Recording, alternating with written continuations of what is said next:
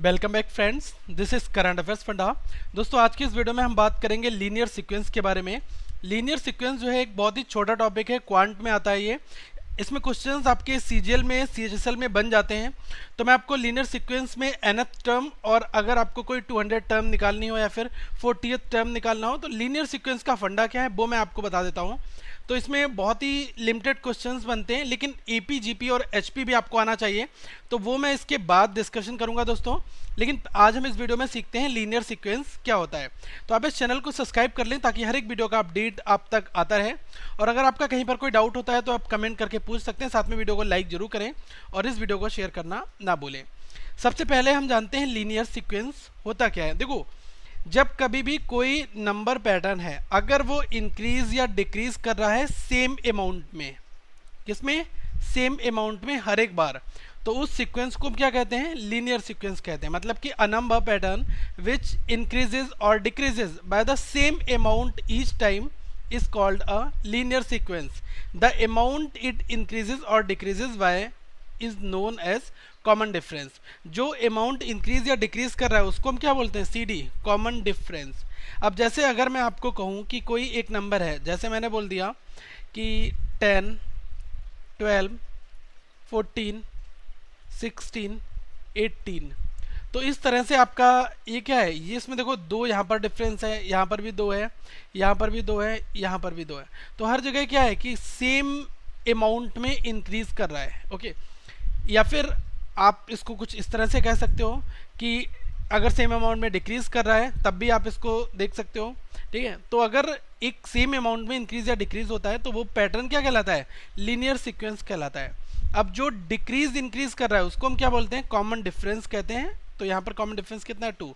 तो इनके यूजेस होंगे जिसको हम एक एक करके यहाँ पर समझेंगे। ठीक है, अगली जो नेक्स्ट पॉइंट है उसकी ओर मूव करते हैं। इसमें डायरेक्टली आपका क्वेश्चन बन जाता है। क्वेश्चन आपका ये बनता है कि आपको कॉमन डिफरेंस निकालना है। इसमें क्या है कॉमन डिफरेंस आपका? और the next two terms of the following sentences. ठीक है, ये चीज़ें आपको कैलकुलेट करनी है। देखो, बहुत आसान है। यहाँ पर 18 से नंबर स्टार्ट है, तो देखो 18 से हुआ 16, 16 से 14, 14 से 12, मतलब कि हर बार क्या है? 2 आपका डिक्रीज हो रहा है। ओके, तो कॉमन डिफरेंस आपका क्या हो गया? कॉमन डिफरेंस आपका 2 यहाँ पर आ रहा है। ठीक है, अब जब नंबर यहाँ पर डिक्रीज हो रहा है तो इसमें ये पूछ रहा है नेक्स्ट टू टर्म्स आप और बता दो। तो नेक्स्ट टर्म क्या होगी? 10 हो जाएगी, और आपकी अगली टर्म क्या हो जाएगी? यहाँ पर ये 8 हो जाएगी। तो एक चीज़, मेरी बात यहाँ पर आप सुने। सबसे पहली चीज़ ये कि यहाँ पर कुछ तरीके के क्वेश्चंस बनते हैं। वो क्वेश्चंस कैसे बनते हैं उनको मैं आपको बताता हूँ। तो जो सबसे पहला पैटर्न है क्वेश्चन का वो कुछ इस फॉर्मेट में बनता है। इसमें कहा जाता है आपसे find the nth term and 40th term of the given sequence. मतलब कि पहले आप यहाँ पर nth टर्म निकाल कर दिखाओ। अगर आपने nth निकाल ली तो 40th टर्म तो आप आसानी से यहाँ पर निकाल सकते हो। ठीक है, इसमें कोई प्रॉब्लम आपको नहीं आएगी क्योंकि n की वैल्यू 40 रखनी होगी, तब आपकी 40th टर्म भी आ जाएगी। तो देखो दोस्तों, यहाँ पर फंडा क्या है? देखो यहाँ पर क्या है, 5 की टेबल एग्जैक्टली चल रही है।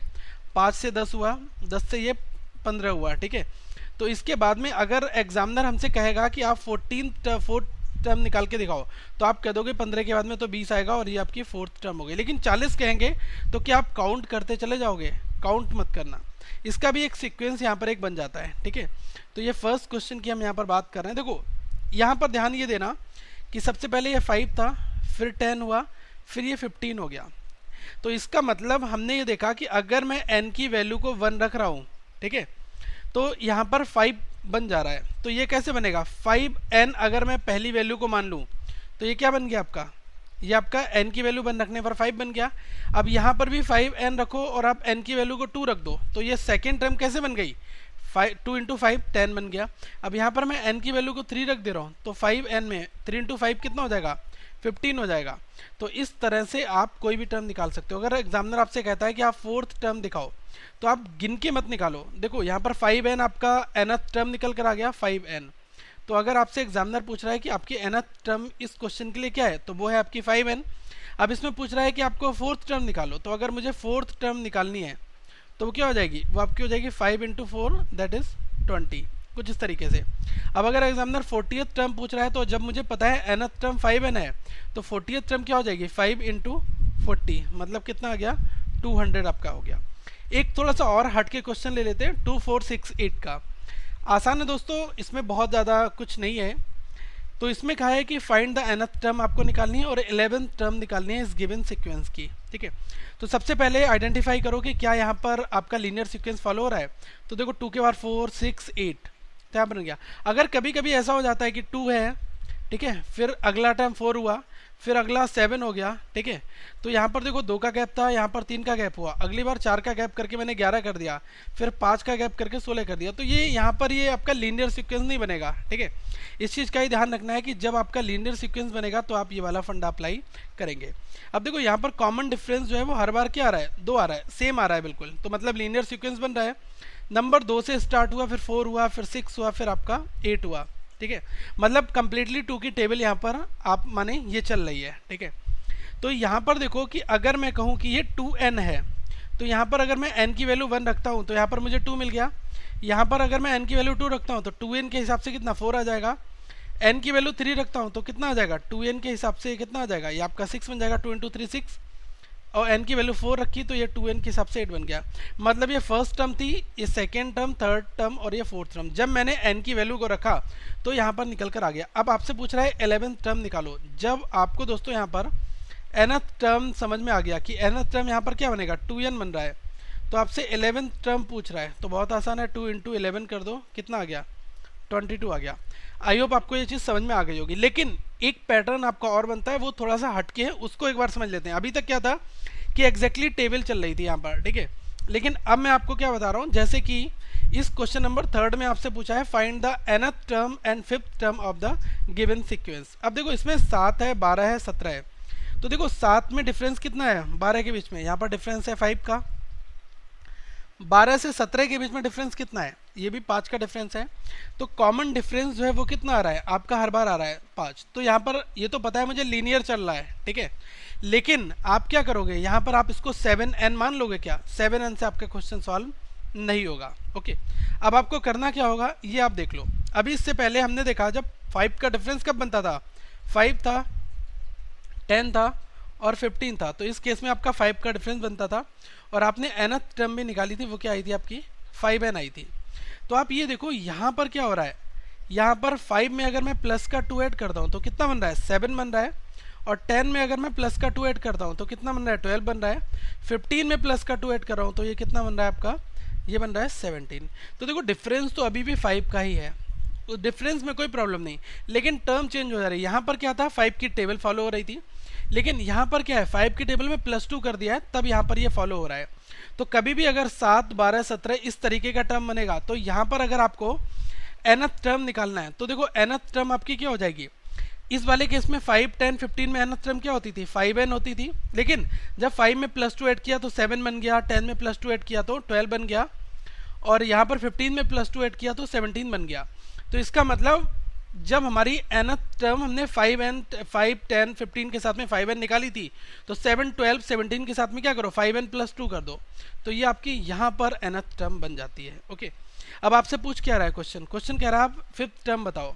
तो देखो ये तो आपकी क्या हो गई, फर्स्ट वाली टर्म हो गई, क्योंकि 5n + 2 जब हमने n की वैल्यू को 1 रखा, ठीक है, और हमने क्या करा 5n + 2 निकाला, तो n की वैल्यू 1 करा तो 5 × 5, 5 × 1 + 5, 5 × 1 5 हुआ, +2 7 हो गया। तो ये फर्स्ट टर्म आ गई।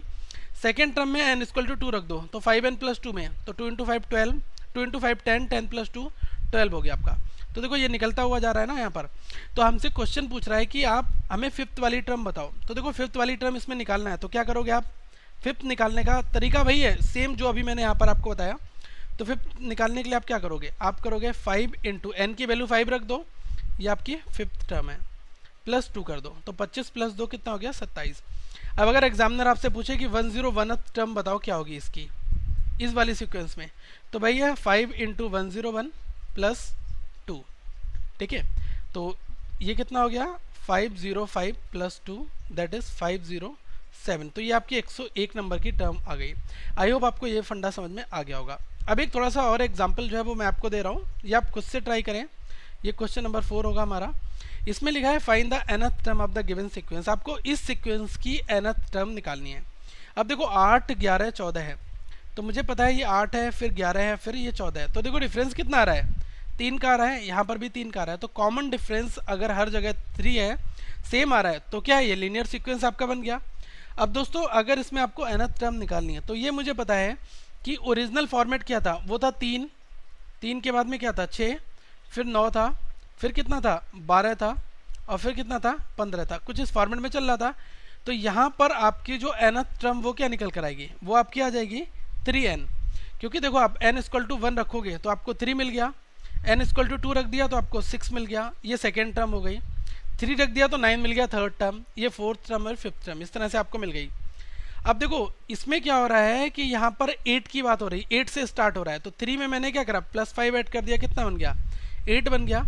अब देखो 6 में अगर आप +5 ऐड करो तो कितना बन रहा है 11 बन रहा है, 9 में अगर आप +5 ऐड करो तो ये कितना बन रहा है 9 और 5 14, मतलब ये वाली सीरीज आपकी बन रही। तो देखो इसके साथ में आपका nth टर्म क्या निकल कर आया 3n आया। तो अगर इसके लिए मैं 8 11 14 के लिए nth टर्म की बात करूंगा तो वो क्या हो जाएगा, ये हो जाएगा आपका 3n + 5, ये आपका यहाँ पर बन जाएगा। ठीक है, यही दोस्तों केवल फंडा है। अब अगर इस सीक्वेंस में आपसे पूछ ले कि आप निकाल कर दिखाओ मुझे 200 नंबर पर कौन सी वैल्यू आएगी, तो आप क्या करो n की वैल्यू यहाँ पर 200 रख दो, तो 3 × 200 + 5, तो 200 × 3 600 605, ये आपका आ गया। अब आप एक छोटा एग्जांपल और कर सकते हो, देखो ये तो आपकी पहली टर्म हुई, सेकंड हुई, थर्ड हुई, फोर्थ हुई और ये फिफ्थ हो गई। तो अगर आपको ये 6 वाली टर्म निकालनी है तो उसी सेम फंडे में रखो। अगर एग्जामिनर कहता है आपसे 6 टर्म निकालो इस वाले क्वेश्चन के लिए, तो क्या आ जाएगा 3n + 5 हो गया, 6 टर्म निकालना है तो 6 × 3 18, 18 और 5 कितना हो गया 23।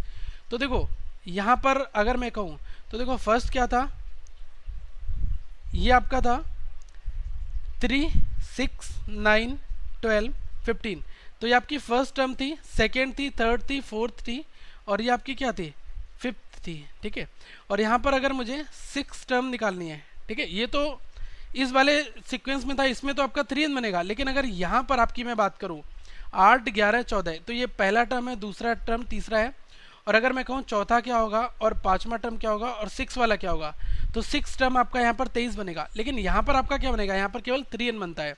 तो 3n में क्या करना है 3 × 6 18 आपका यहाँ पर बन जाता है। ठीक है, तो कंफ्यूज मत होना, यहाँ पर मैं 3 6 9 12 की बात करूँगा तो 18 आएगी 6 टर्म। अगर मैं इस वाले सीक्वेंस में बात करूँगा कि अगर मुझे 6 टर्म निकालनी है तो आपकी 23 आएगी, क्योंकि देखो 8 और 3 11, 11 और 3 14, मैनुअल कर लेते हैं, 14 और 3 17, 3 20 और 3 23। तो देखो ये पहली हुई, दूसरी हुई, तीसरी हुई, चौथी, पांचवी और ये 6 वाली टर्म हो गई। तो देखो मैनुअल करने पर और जो फॉर्मूले से कर रहा हूँ दोनों में आपका आंसर तो सेम बन रहा है। तो आई होप आपको ये समझ में आ गया। एक दोस्तों मैं आपसे रिक्वेस्ट करना चाहूँगा, अगर आप लोग इंटरेस्टेड है एपी अरिथमेटिक प्रोग्रेशन को सीखने में, ज्योमेट्रिक प्रोग्रेशन और हार्मोनिक प्रोग्रेशन, ठीक है, मतलब कि समांतर श्रेणी, गुरुत्तर श्रेणी, ठीक है, और हरात्मक श्रेणी, इनको अगर आप सीखना चाहते हैं और आप चाहते हैं कि इनको अगर एग्जाम में इनके यूजेस कभी अगर आ गए तो आप कैसे करोगे, तो आप अपने कमेंट कर लो। अगर मैक्सिमम लोगों के कमेंट आएंगे तो मैं ये लेसन जरूर बनाऊंगा। अगर आपको इसमें डिफिकल्टी होती है, प्रॉब्लम आती है, हर एक लेवल की डिस्कशन यहाँ पर करेंगे और आपको ये चीज़ भी मैं सिखा दूंगा, ताकि कभी भी किसी कम्पिटिटिव एग्जाम्स में अगर ये टॉपिक पूछा जाए तो आप आसानी से उसको बना लो। ठीक है, अब अगर कहीं पर आपका कोई डाउट होता है तो आप जरूर पूछ लें, और साथ में जो प्लेलिस्ट दी है वो मैंने यहाँ पर एसएससी के क्वांट की रखी है, वो आप देख लें, और लोगों पर क्लिक करके इस चैनल को सब्सक्राइब कर ले, बुकमार्क कर लें, ताकि हर एक नया चैनल जो भी नई वीडियो यहाँ पर आए वो आपको मिल सके। आप दोस्तों हमारा फेसबुक का ग्रुप ज्वाइन कर सकते हैं, current affairs funda Kaif, facebook.com/ लगाना है आपको, और इस वेबसाइट को रेगुलर विजिट करते रहें ताकि हर एक वीडियो का अपडेट आप तक आता रहे। So thank for watching this video, have a good day.